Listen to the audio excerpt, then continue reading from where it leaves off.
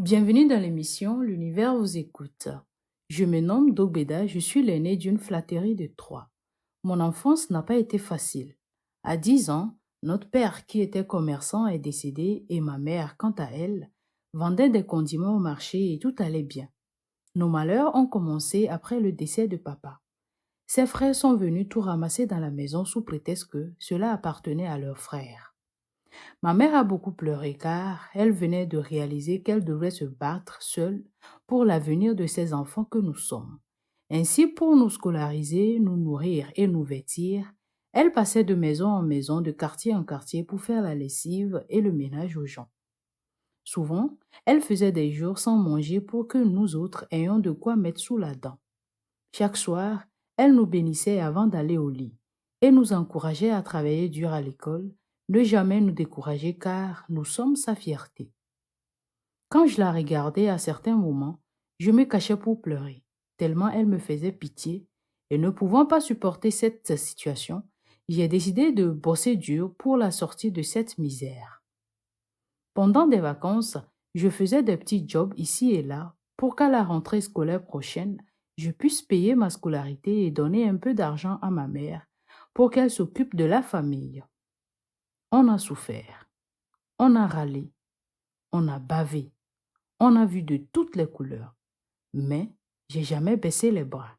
J'avais un seul objectif, délivrer ma pauvre mère de la misère et être un frère responsable pour ma petite sœur et mon petit frère. Dans un coin de ma tête, je me dis souvent que je suis le leader de cette famille, alors pas question d'abandonner.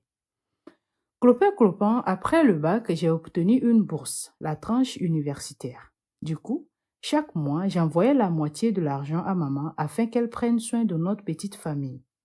Après mon master, j'ai eu un stage de 6 mois dans une grande banque de la place, après quoi j'ai été embauchée et j'ai promis à ma mère de lui donner mon premier salaire car elle le mérite.